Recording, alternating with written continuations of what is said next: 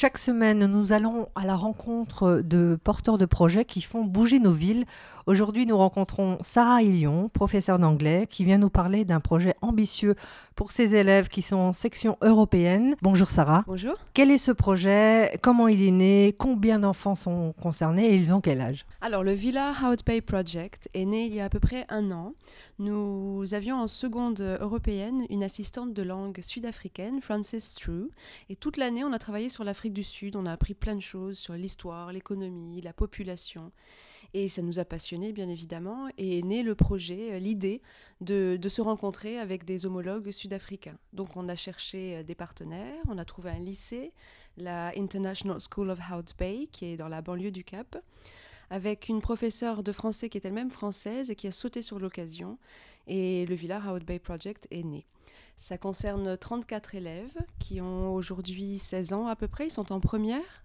Et en septembre 2015, la date à laquelle nous souhaiterions partir, ils auront 17 ans. Pour vous, les intérêts majeurs pour ces enfants, ça va être quoi, à part le banal échange interculturel? Oui, alors il ne s'agit pas du tout d'un simple voyage scolaire, c'est pas du tourisme, c'est pas facile comme ça. C'est une grande aventure pédagogique, citoyenne et historique. Sur le plan pédagogique, alors on avait évidemment une ambition scolaire, c'est-à-dire qu'on souhaite améliorer le niveau de nos élèves en anglais, en histoire-géographie, aussi en SVT, en biologie, parce qu'on va travailler sur la protection des espèces en voie d'extinction. En langue, il faut savoir que quand vous êtes immergé dans un contexte plurilinguistique, vos capacités de compréhension et d'expression en langue étrangère sont décuplées. Donc là, c'est important. On souhaite travailler sur la communication interculturelle, qui est vraiment une compétence qui va être nécessaire à tous les élèves au sortir de leurs études, qui leur sera utile dans leur travail et dans toutes les situations de leur vie, bien évidemment. Ensuite, sur le plan historique, on a un grand projet de célébration du centenaire de la Première Guerre mondiale. On va faire travailler les élèves français et sud-africains de concert à travers un blog sur le thème de mémoire et partage, avec l'impact du conflit sur les deux cultures, sur la construction des deux identités, la participation des troupes coloniales et plus particulièrement des troupes sud-africaines dans le conflit, qui arrivaient à l'époque par Marseille. À Marseille, on a d'ailleurs un cimetière sud-africain qu'on ira visiter lorsque les élèves sud-africains nous rendront visite au mois d'avril. On parlait aussi de l'intérêt pour les enfants d'être sensibilisés à la protection des espèces qui commencent à s'éteindre. Oui, en voie d'extinction, comme par exemple les baleines. En Afrique du Sud, nous irons les voir parce qu'en septembre, c'est la période de migration des baleines. On va aussi visiter le Kirstenbourg Garden, qui recèle pléthore d'espèces en voie d'extinction, d'espèces de la flore, en voie d'extinction. Et on va travailler avec une professeure de SVT qui va former en anglais nos élèves à toutes ces thématiques. On a aussi un volet humanitaire dans notre projet. Nous allons passer une journée entière dans une association d'aide à la scolarisation des enfants défavorisés des townships, donc dans la banlieue du Cap. Mes élèves vont participer pendant une journée à des activités avec ces enfants. Ils vont leur apprendre une chanson en français. On souhaite aussi par là même promouvoir un peu le français à l'étranger.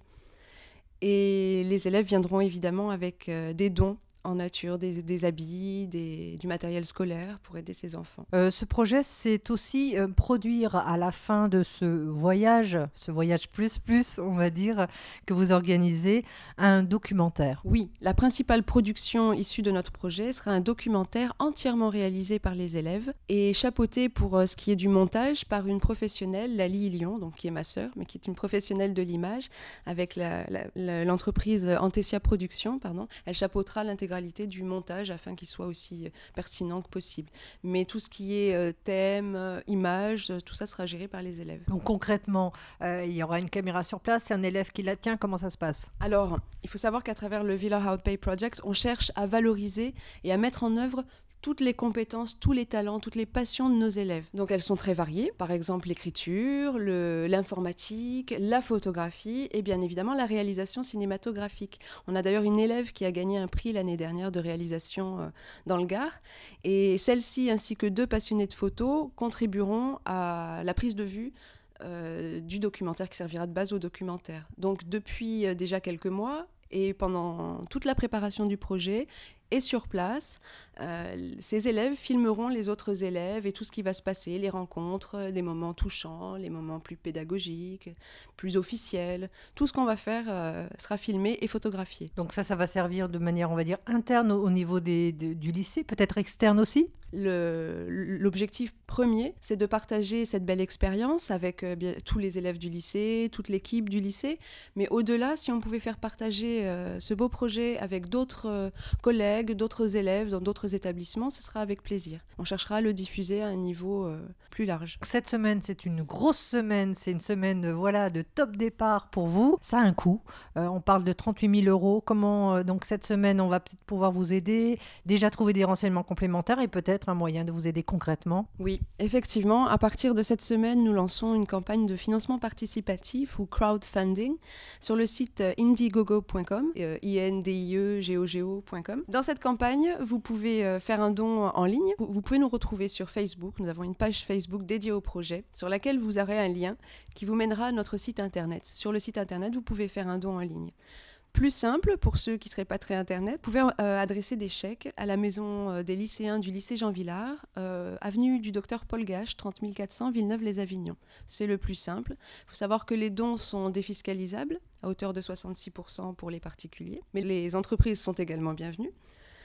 38 000 €, c'est le coût global du projet au jour d'aujourd'hui. Bien évidemment, ça fait une somme, ça fait beaucoup d'argent à verser par les parents et tout le monde n'est pas dans la possibilité de verser une telle somme. Pour que tout le monde puisse partir, tous les élèves, ce serait vraiment, vraiment juste, généreux et ambitieux de contribuer à faire partir nos élèves à travers des dons. Quel que soit le montant, tout est bon à prendre. Nous attendons également, si c'est possible, une participation de professionnels, par exemple des imprimeurs. Nous avons besoin d'imprimer des flyers pour communiquer ou d'éditer des tickets pour vendre pour la tombola, ou encore pour des soirées musicales que nous allons organiser. On souhaite que ce projet fasse participer tout le lycée. C'est-à-dire que non seulement mes élèves, mais aussi tous les élèves du lycée, les collègues et même le personnel administratif de service.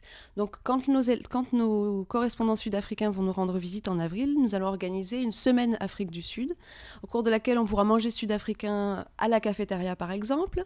Nous organiserons aussi une belle exposition historique sur le thème de la mémoire et du partage, France-Afrique du Sud, qui sera ouverte à tous. Nous souhaitons également mettre en place peut-être un mini tournoi de rugby, en l'honneur de l'Afrique du Sud, sport national. Nous avons plein d'idées à partager et tout le monde est motivé pour participer au Villa Hout Bay Project. Très bien, très beau projet. Donc, vous partez en septembre, c'est ça? Oui, en septembre 2015, nous avons pré-réservé des billets d'avion du 3 au 17 septembre 2015. Et les Sud-Africains viennent en avril, ici, à Villeneuve? Oui, ils arriveront le 1er avril et repartiront le 8 avril, parce qu'ils passent un peu de temps à Paris aussi. Ils seront donc moins longtemps avec nous que nous ne le serons avec eux. C'est bien dommage, nous avons également une tonne d'activités de prévues, on ne va pas s'ennuyer. Merci pour ce beau projet, Sarah Ilion. On vous souhaite bien sûr beaucoup de réussite, de belles surprises et un très beau documentaire que nous aurons le plaisir bien sûr de diffuser aussi d'une manière ou d'une autre. Merci beaucoup, merci à tous de votre soutien.